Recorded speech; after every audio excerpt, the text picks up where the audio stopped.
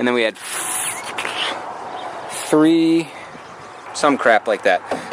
It's time for some bass smashing action.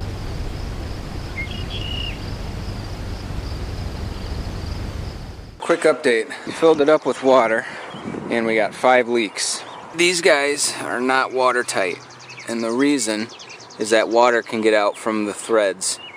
On the inside, the carriage bolt is pulled into the wood. Water can get behind the wood or the transom, and it comes right out these threads. So this leaks, these up top do not. It's irrelevant because if the water was that high it wouldn't matter. These guys don't. There's just a rubber washer in there underneath the handle, so I think that's getting smashed down into the threads. And these guys do not, and it's because the carriage bolt is smashing these rubber washers on the outside. This is completely watertight here. So we need to spin these around and do the same thing here. And then we had 3 bad rivets. These guys down here, because when I tightened these up, my rivet gun wasn't perfectly flush. It was actually angled up just a hair, and so I think I didn't get a really good tight seal here. These guys are all fine. Same thing back here. These lower ones are a problem, and then this guy with this double washer thing going on, that's not good. So we're gonna pull all of these out, and we're gonna use a ton of silicone and reseal them. Everything else is good, and we got this piece for the back. We stained it and we sprayed it. Same thing we did on here. We stained this transom, and then we sprayed it with a clear, just a spray paint, Krylon satin or some crap like that. But this is already bone dry, so I'd like to think that that has something to do with it. Next time we'll actually brush on a really thick clear coat. But this guy is going to fit back here, and we are going to do something a little different here.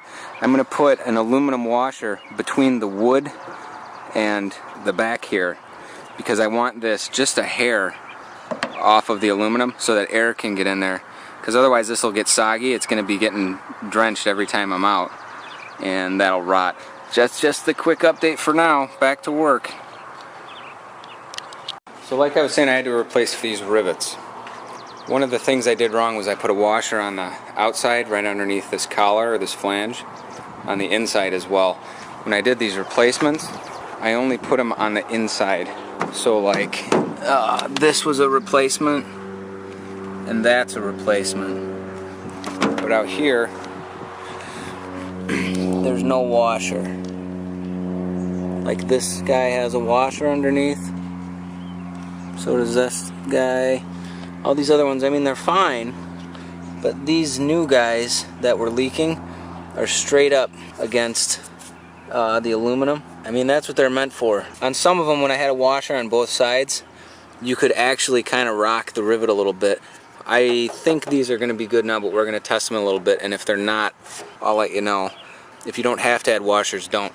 Now on some of these bigger ones, like this guy under here, this was a really big hole. So 2 tips. 1, go really slow with your rivet gun. Oh yeah? Go really slow with your rivet gun to pull it as tight as possible. And then 2, don't add any extra washers that you don't have to add. See, these guys don't have washers underneath them either. Is he coming out? Hi, dude. We just woke up from naps. He's ignoring me. Alright, that's how she looks. Pretty cool. One thing I will say, be liberal with the silicone. It's not real expensive stuff. So we got a spacer back here, and we got our plate from the old boat covered in rubber, reinstalled, flattened out nice. And then back here we got this guy that we made out of 1/2-inch plywood. We got him screwed through the body into the transom, and then there's just a little tiny gap here from those washers on the backside, and they're all packed with silicone too. So those should be rock solid. Air should get back there, shouldn't get all rotted out, and we'll test it tomorrow, see if it's watertight. You can say bass smashing action. Bass smashing action. It's a giant. I actually did see a 3-pounder over here swimming around. Did you? Yeah, so they've moved. They're actually back over where we've seen them in the past. 5 cameras going at once here. Good first.